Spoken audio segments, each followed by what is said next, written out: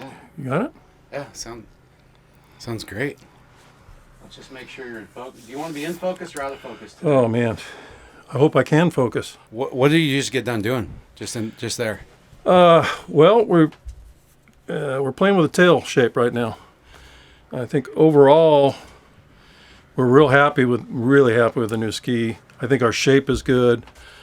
Our package of bevels, concaves, that kind of stuff's good. And we're just trying to find that last, 3-4%. And it's fun because we got the whole gang here, and they're just going boom, boom, boom, one after another, testing the same stuff. So we're getting a really good consensus of where we're going. Getting a higher resolution reading. Yeah. Because you got not just one skier, you got 8. Yeah, and we got left foot forward skiers, we got right foot skiers in different techniques, different styles, and amazingly, they're feeling a lot of the same thing, and we're come to a Converging. Converging to a point where we think we got the next thing happening.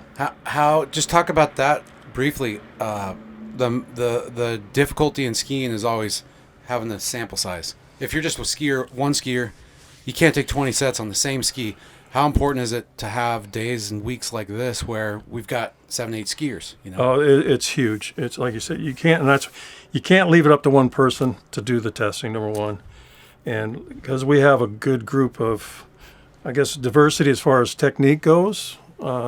Everybody's their techniques are a little different. We got, like I said, we got left foot forward, right foot forward. We got tall guys, we got short guys. We got kind of a really good blend of testers, and that's when you know you have a winner, right? If you can get a big group of guys liking the same thing. Can you take me back, just change gears for a sec, to a performance in your career that was kind of a moment, good or bad, for better or worse? What was a moment? That's a good question.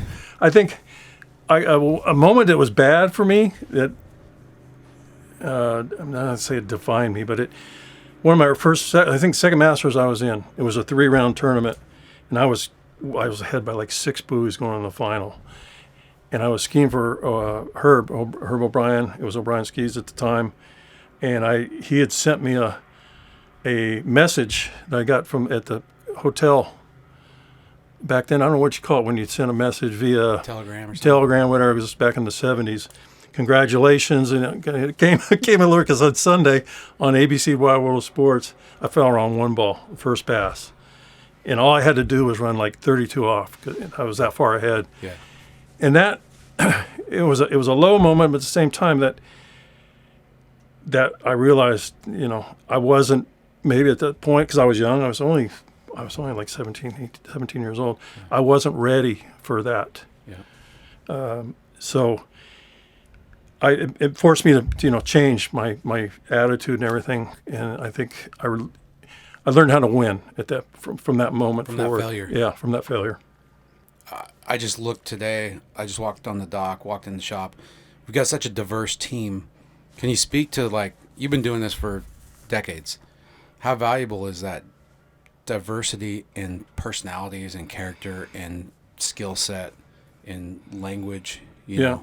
Oh, it's huge because I mean, these guys are I watch, I can see, but I can't really do it anymore like they can. So I'm counting on them for the feedback, and they've all actually evolved in that way. As an example, Will, when we first started working together in 2008, he'd go out on ski A and he'd ski on ski B, and I'd say, how'd it feel? And he'd say, different, basically. And I could watch, and I kind of come up with my own ideas and stuff, but he has evolved to probably being in my mind, the best tester in the world. He has such unique feel.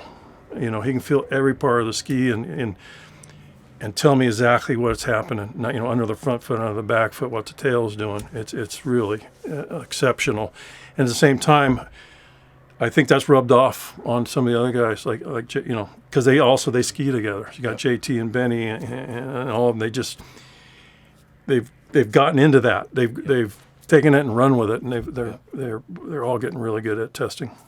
Who's the backbone of the syndicate team, do you think? I think the backbone is Dave. It may sound a little off the beaten path, but without Dave, we don't have any of this, right? He provides, he allows us and provides us the stuff we need to do this kind of thing, which is kind of unusual in the industry. I think it's exceptional, and I'm kind of like to stay in the background and just watch these guys and kind of be there and maybe give them a little direction and let them run with it, because they've become so good at it. And I can just kind of keep them, say, okay, we're trying to get here, so let's not get too far over here. Let's focus on this. And with a group like we've been here 24 hours, and it's been phenomenal. I feel like kind of what you just said is something I felt. If I take it a degree further, it's that this team kind of humanizes everybody in a way that the egos can be left at the door. Yes. And we're not all starstruck. It's Bob LaPoint or Will Asher or Wade Cox. Even though we have respect for you guys, but it's a place where we can all come, especially when we get together like this. We can all come and we can like be on the same level. Yeah, and everybody's. Yeah. Yeah, you got, CP was the best in the world. These guys they're all world champions, but they, like you said, they kind of check the ego at the door, and it isn't. We're sharing information. We're working together as a team to get the ski better, so that everybody can be better. And there again, I don't think that would have been typical 15, 20 years ago. Everybody kind of was on their own program. Now they're all together. Is there any correlation between kind of what you just said and the fact that there isn't as much at stake anymore? Meaning people aren't making their livelihoods just solely competing, so maybe they're a little bit more apt to share? That's a great question, and I think that's probably a valid point. Back in the 80s, when I was kind of at my peak, I think we were probably making more money then than they are now, and at the time, and that's 30 years ago, and that was a lot of money back then. Yeah. And it was a full-time. It was I'm not to say it's not a career for these guys either, but it's just from a financial standpoint, having the support of HO, supporting everybody like that, it just elevates everybody's game. Yeah. I see you as kind of the foundation of what we do. Obviously, you're a master shaper. You've been doing it for 50 years? I don't know. Yeah, a long time. Yeah, I'd say first ski that I probably worked on I was probably 16, 17. Yeah, a long time ago. Tell me about that. So the first time you saw somebody or yourself modify the ski. All right. So we grew up on riding Maharajas back then. Yeah, everything was wood back then. You had O'Brien, you had Western Wood, the Cypress Guard stuff, Maharaja, Conley. They're all wood skis, and you could never get two wood skis to ski the same. They just didn't. So the very early fiberglass skis was, if I got the story right, it was Composite Structures company made it, and it was, I think Danny Kidder was involved in that, and Roger Teeter was involved in that, all who ended up, EP skis and Kidder skis and all that. And the first ones were made, I believe, at Herb's factory. But they came out, they were basically, it was a knockoff of the wood ski, which had a real round bevel. And I just took a file, drank a couple Coors and took a file to it, and went out and skied on it. And that was the ski I skied on in the Masters that year. Where I didn't, I didn't come through in the end, but it was a big step coming off wood skis going to that. Yeah. Was that a wild idea you had, just to take a file to the bevel, or had you seen something or heard something somewhere? Well, we had done a little bit of that with wood skis, but wood skis are always, it was a router that did it. They come out, they came out square, and they put a 45-degree bevel on it basically, and you did minor stuff, but this was the first time I got after it, because basically the ski came out with it was just a round radius, and the thing was it was all over the place. So I said, I got to do something here. Tame it down. Yeah, and I may have gotten a little carried away, but it worked, and that was kind of the start of my whole. Yeah, you can really change a ski. I feel like that's still that moment for you. Maybe was kind of a part. Back then, it started where we are today as a syndicate team, and not that other teams aren't trying hard and other teams aren't trying their best to try to make good product. Yeah. But I just feel like there's something special that you can't recreate 45 plus years of tinkering and shaping, and you're a carpenter. So yeah, and you're doing you're doing finished work on a ski kind of thing. You're fine tuning the stuff, and you're absolutely right. And there's like people say, well, what if we try this? And I said, well, yeah, we tried that 20, Yeah. And we've one thing we did do is, if ski gets stiffer here, it does this. If you change the rocker here, we went through all of that, and all that knowledge is most of it's still in here. So there's certain things work and certain things don't work. But the big advantage now with the carbon, the materials, the core materials, the machine cores, you can just be so much more precise and so much more accurate and reproducible from ski to ski, where you couldn't do that in the old days. Which is important if you're trying to be scientific. Yes. To get a trend line. Yeah, it's like you can build 3 skis in a mold now, and they're within 1%, whereas you tried to build 3 skis all the same to work with 25 years ago, they could be 10% off, on flex and whatever. Now they're, it's dialed down to the tolerances are so tight. I was talking to Willie just a little bit ago about building the next best ski, and it's potentially a ski that can run 43 off. Yeah. What the hell is that going to look like, do you think? I don't know. That's why I try to encourage these guys to think outside the box a little bit, because we tend to get zoomed in on, it's like fins as an example, not to change the subject, but fins haven't changed in 35 years. Yeah.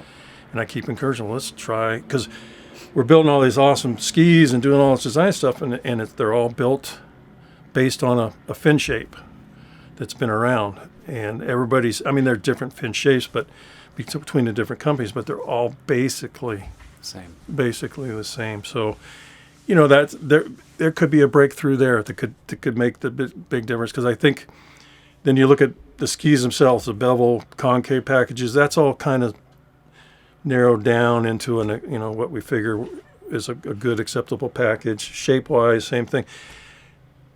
I think it might take something radically different. Yeah. Yeah, and we believe me, we'd love to be the guys that do that. Well, I think everybody's trying, but and we're all trying in different ways. I think our team's got some cool, not to be pretentious, but I think our team has got so much history. It's got 3 or 4 generations. Wade probably looked to you. I know I looked to you and Wade. Yeah. And then Rob Hazelwood, now he looked at Will. Yes. And so we got these generations. We're all, I don't know if you can feel it, we're all standing on your shoulders, dude. Yeah. You guys started this in a way for a lot of us. Oh yeah. And I'm proud of that, believe me. And that's like at the same time, I like to more sit in the background and it's not about me, it's about what we're doing as a team and what these guys are doing as skiers becoming involved in this end of it. It's fun for me to watch. Tell me about you and Andy kind of overlapped. Yes. I don't know how many years you guys competed against each other, but there was some rivalry there. Oh yeah, that was big. I mean, so his first Worlds was, if I can get this right, 81. Yeah. In London, in which he won, and he was actually skiing on one of our ski that Chris and I had made for him. And then of all the world championships I was in, that was the one year that I should have won, that I was just killing it. Like I won everything that year. But I didn't. I messed up first round, and he had too big of a lead because it was 2 rounds total back then. And I came back in the final and skied great, but I was just too far behind. But so then that was 80. what did I say, 81. So then we skied against each other in 83 and 85 and 87 World Championships, and kind of went back and forth. I ended up winning 3 of them, so I was pretty proud of that. But then and that was kind of the end of my, peak of my career. The first couple of years of Pro Tour, 84, 85, I won that tour, and I think 84. But I was going this way. We kind of met here, and I started going this way, and he obviously kept taking off. But yeah. But did you and Chris, because you both tinkered quite a bit, you had your own ski companies, or you helped develop ski companies with Mastercraft, you worked with Maha way before that, and probably more that I don't even know about. But Andy was also known as somebody who would tinker and try. What did you guys pass any of that to him, or was he on his own track, or how'd that work? I think Andy and Chris worked together, because Andy and I were still pretty.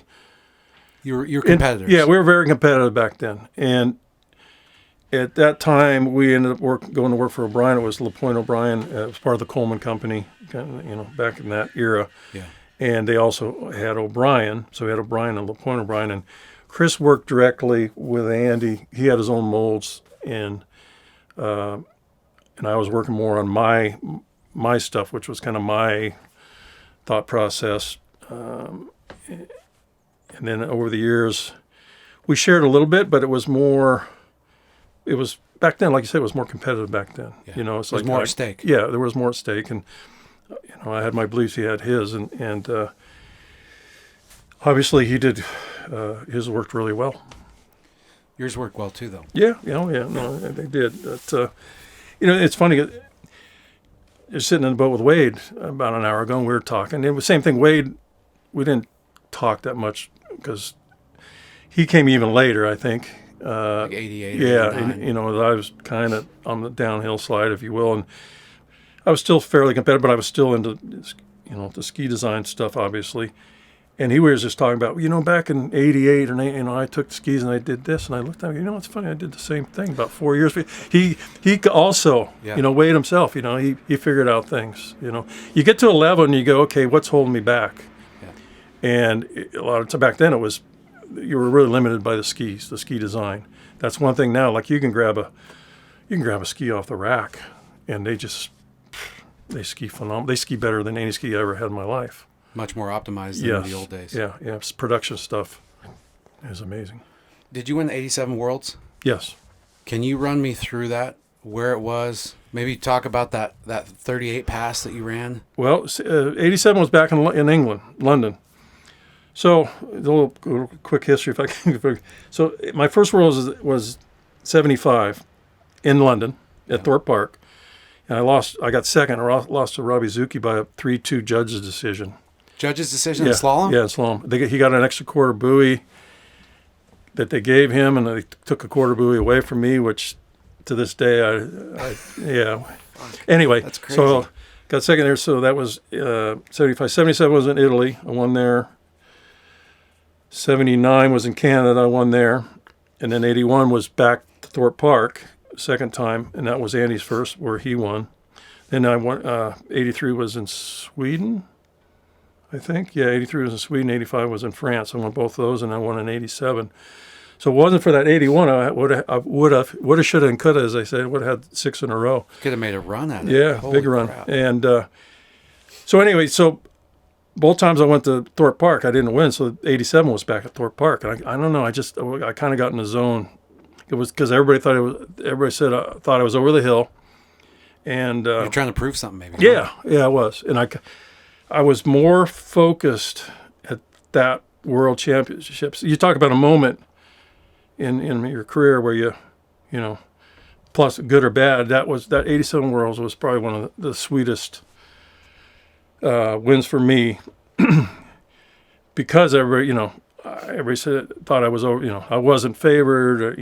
I was over the hill, washed up, and I just had this gut feeling and going into it, and I really trained hard, and I just had this feeling, and I got one of those things where athletes get. I'm sure you know about it, where I got in the zone. To quote the zone, where everything kind of slowed down in the slow motion. So, like at 38, I just had to run 38, I believe, and I mean, it felt like I was going 30 miles an hour. It's like I knew.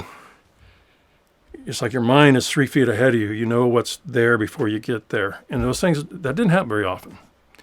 But I had it happen in 2 or 3 of the world championships that I won, but that one in particular, I knew the minute I got on the water I was going to win. You're in the zone. Yeah. That's the flow point. That's what I talk about as the flow point. Is that moment where it just, everything melts away and you just become the moment. Yes. You're not even you. You're just doing something without even thinking about it. Yeah, it's like you're outside of yourself almost. Yeah, and you're seeing the ripple that might affect you before you get to it. Yep. And it's just, like I said, it doesn't happen very often, but it's a very cool feeling. It's pretty badass. Well, that's what I watched that recently. That 87 Worlds win, that 38 you ran. Yeah. I mean the crowds. The energy that was there. Yeah. That's something that we don't have now in the sport. But that makes it all the sweeter for guys like myself and Will and JT and Benny, that guys like you and Wade are here hanging out. Yeah. Because it shows us that, well, not only are you guys great humans, but it shows us that you weren't just doing it like a lot of pro athletes are doing it today. You weren't just doing it for the payoff. No, it was passion. Oh yeah, it was passion. It was my life. I mean, that's what I knew. In fact, I remember when the tour first came out, I started skiing, big crowds in general, and I was winning a lot then. And if I didn't win, I felt like I let the people down. Yeah. It wasn't me.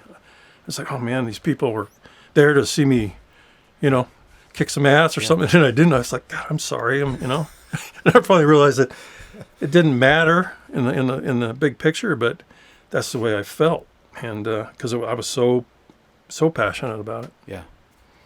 Well, I think that's why you did one of the reasons why you did what you did in the sport. Yeah.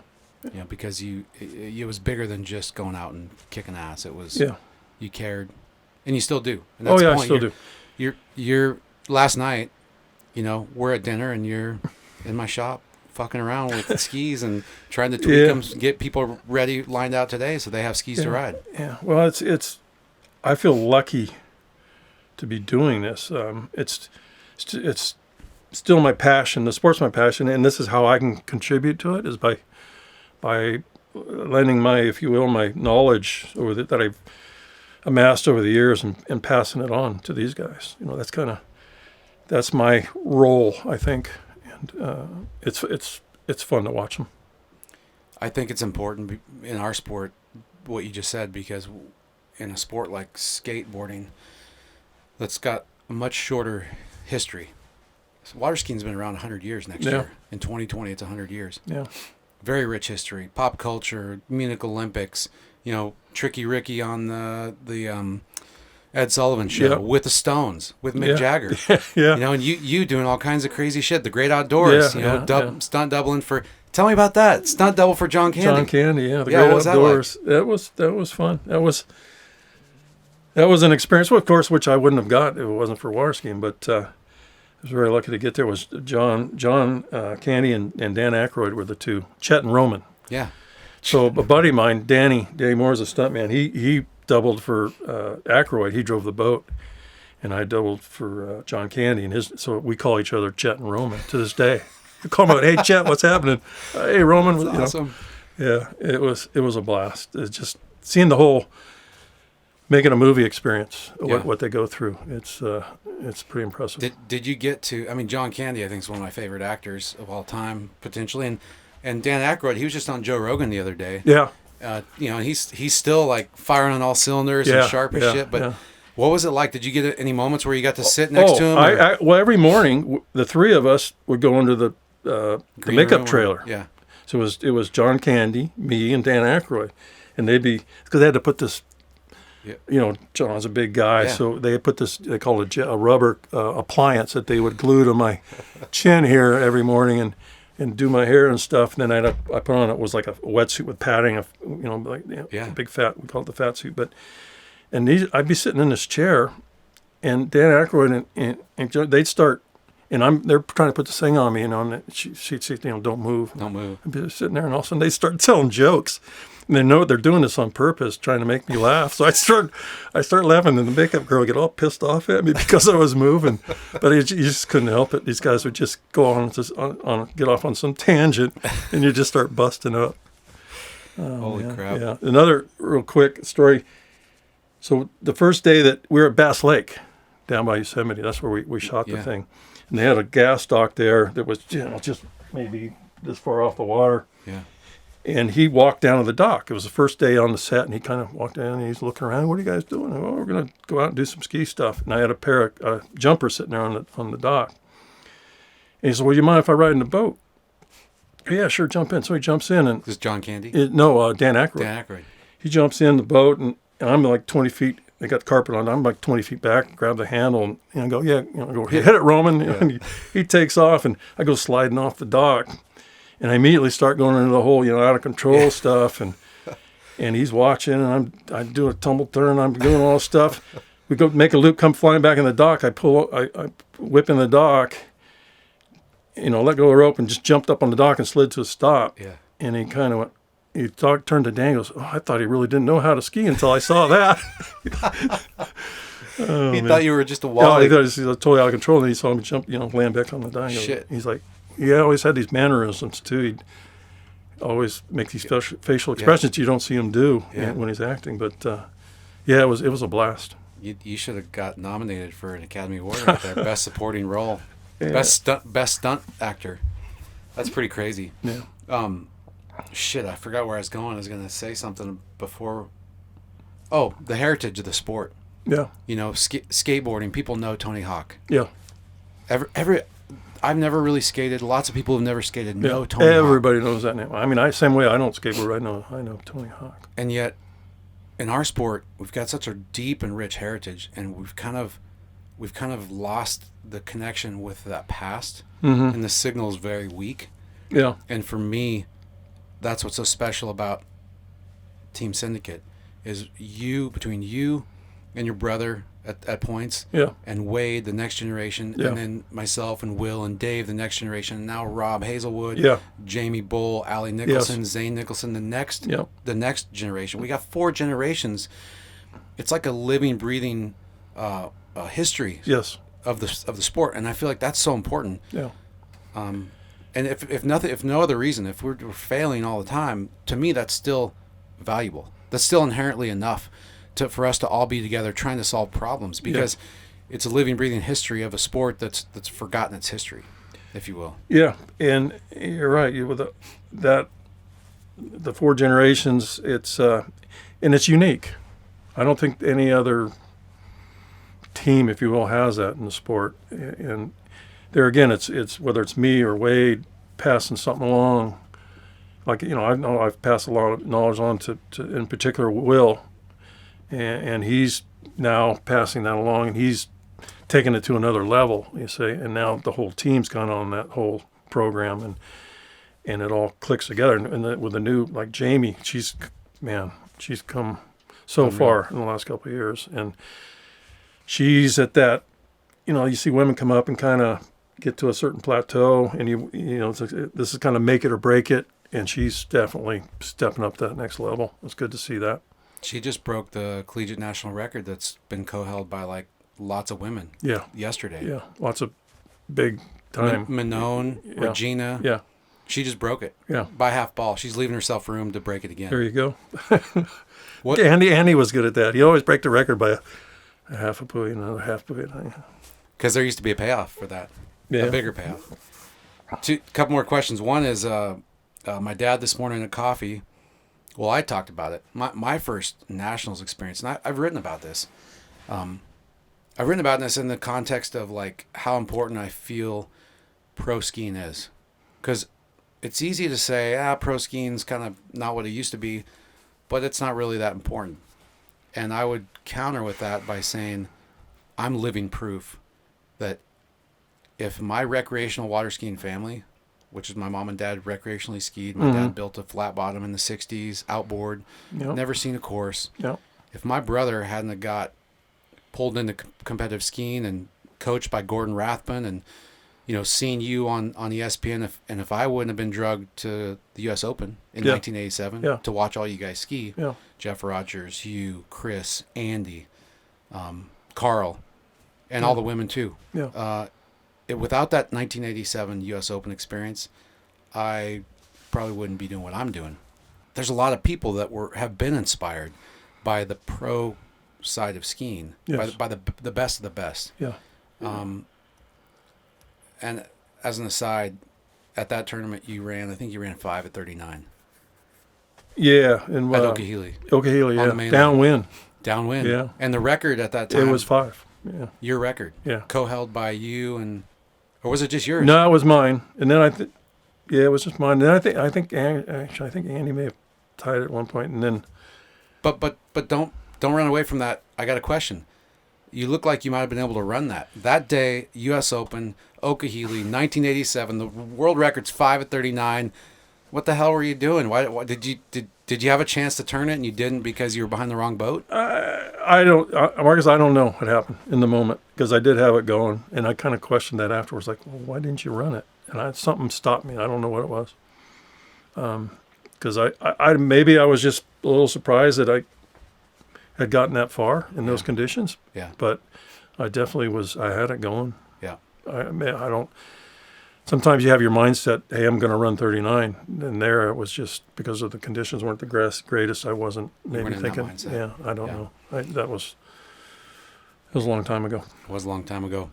What do you want? What do you hope to have accomplished if and when it's time to pass the baton on the syndicate team and ski design and water skiing? Good question. As far as I'll stick around as long as they'll have me. So that's kind of, you have to ask Dave that question. I think as long as, like I said, as long as they think I'm of value and as long as I'm enjoying it, which I am immensely, as long as everybody's, it's a positive thing. Yeah. I'd love to stick it out as long as I can.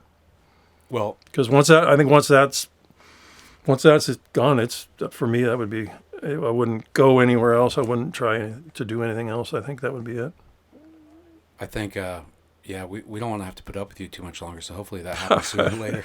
That's why I don't go to dinner and stuff with you guys. I figure if I hang around you guys too much, you just let's get this old fart out of here, man. No, what I was going to say though is that the value is just incredible. That it's so unseen that 50 plus years of knowledge and experience and mistakes and failures and successes. And you're like you synthesize what you see with your eyes when you're riding in the boat, what you hear from the athletes. You speak almost all the languages, whether it's mine and Dave's mechanical engineering approach or it's Will's completely opposite end of the spectrum touch and feel approach. Yeah. You can synthesize all this input and still come out with like a conclusion. Yeah. And that doesn't exist hardly anywhere else. Yeah, and it's funny you talk about the language because that's probably the biggest change. What we used to, terminology, if nothing else, has changed. What we used to say, they say in not a different language, it's different words, but different terminology. Yeah. And so that was a little bit of a learning curve for me. Kind of old school, new school. It's the same thing in bottom line. It's just using different terminology. Exactly. Yeah. But we're still doing the same thing. Same things we were doing 30 years ago. The mistakes that they make now are the same mistakes we were making. The same issues we have with skis, same thing. It all that's basically all the same. So we touched on it, but I'll finish with this. To run 43 off, we got into kind of the granular, like what might have to change on the skis, but what is the actual performance outcome? What do we need the ski to do better for somebody to be able to run 41? Okay, so if you think about as the rope gets shorter, the rope, you're on a pendulum, right? Mm-hmm. The rope, we know how wide the course is, and the rope gets to a certain point, you got it 90 degrees out from the boat. Yep. The rope's not going to reach the buoy anymore. Yep. The other thing happens because you come so far up on the boat that if you turn while you're up on the boat, you're going to turn into slack rope. Yeah. So somehow the ski has to basically rotate You get up alongside of the boat, wide enough to get around the buoy, start decelerating, and rotate at the precise moment to keep a tight rope before as the ski starts to go inside. Back behind the boat. Back behind the boat. Because if it turns in too soon, you're turning the slack rope. If you don't turn it soon enough, you don't get turned. Yeah. So that timing it becomes, I mean, so critical, down to inches where you're going to turn. Yeah. But the ski has to be able to do that, and has to be able to basically rotate and then go without, sinking. In the water. Yeah, and it's just a lot of things have to line up. It's a hard problem to solve. Yes, but it will be solved. It will happen, and I'm hoping we're the ones that make it happen. It's awesome. Thanks, dude. It's fun because, we all looked up to, almost everybody looked up to you. And if somebody... That's because I was taller than you. That's why. It's not no joke. I know. Damn it. No, but it's just cool. I think back to what I was asking you about with you guys had more to lose back in the day because, Carl Roberge was making $10,000 a month just to ride the slalom ski. Mm-hmm. Not let alone the jumpers or the trick. Yeah. That's a lot of money. In today's dollars, that's $20,000 a month. Yeah. So nowadays, the fact that things are just kind of a little bit, everybody's a little more chill as a result of there not being 16 stops in the U.S. and then more in Europe. Yeah. I feel like, in a weird way, I hate to admit this, but I feel like the sport might be moving towards a better place than it's ever been because of that, in some ways. Yeah, not you mean visibility-wise, but because... Well, because you're doing it more for the passion, for the love of the sport, not for the money. Exactly. And I tell you, the what's crazy to me is on any given pro weekend, you got 5-6 guys that'll run into deep 41, or I mean the competition is so incredibly tight. These guys are just incredible athletes, man. Okay, last question. I know I said it before, but what do you think in your heyday, in Andy's heyday, and in Chris's heyday, what do you think you guys could do on today's technology, with today's speed control, today's boats? Oh, I think we'd... I think you'd be right in the mix. Yeah. Oh yeah. I ran 39 at short line in 85. 85. And it wasn't a record turn. It was short line, which we know is a record site. Record capability site. Yeah, but I ran. It was a non-record tournament at the end of the year, and I think I was the first one to run it in a 39. They didn't even have a 41 off loop. They had to stop the boat and they measured it and tied a knot in it and all that. Yeah. But and I think back to the ski I was on. It was a tunnel concave that was only about this deep, and it weighed 6.5 pounds, and it was thick, and for what we had equipment wise, but that's the way things were then, and that's why we didn't have anybody to learn from. Right? There wasn't any books, there wasn't videos, there wasn't skis. When we built the skis, we did all that playing around back then to get it to a certain level. And now it's just become, the level just keeps rising. So the skis keep getting better and better. But yeah, with the new boat technology and the new skis, like I said, when I skied, I was skiing down with you guys 5-6 years ago. I was running at 35. I was running 39 again. Yep.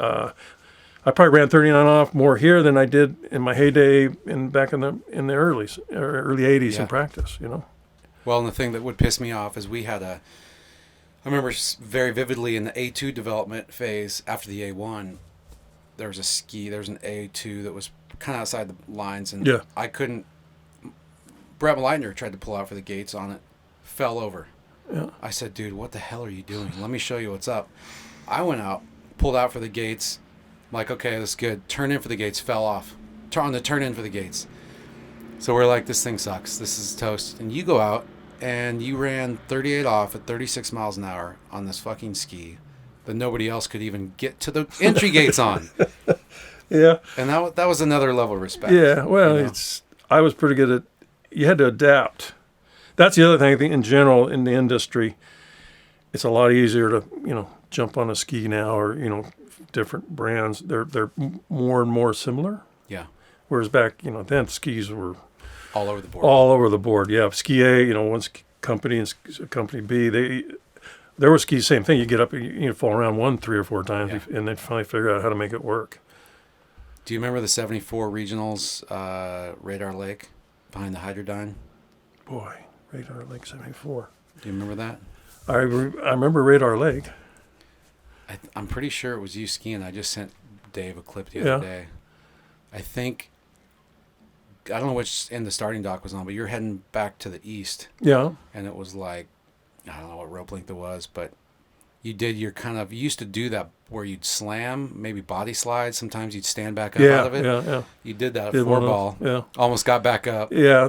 I used to be able to get back up. It doesn't. You never get to the next buoy, but the crowd loves it. Yeah, exactly.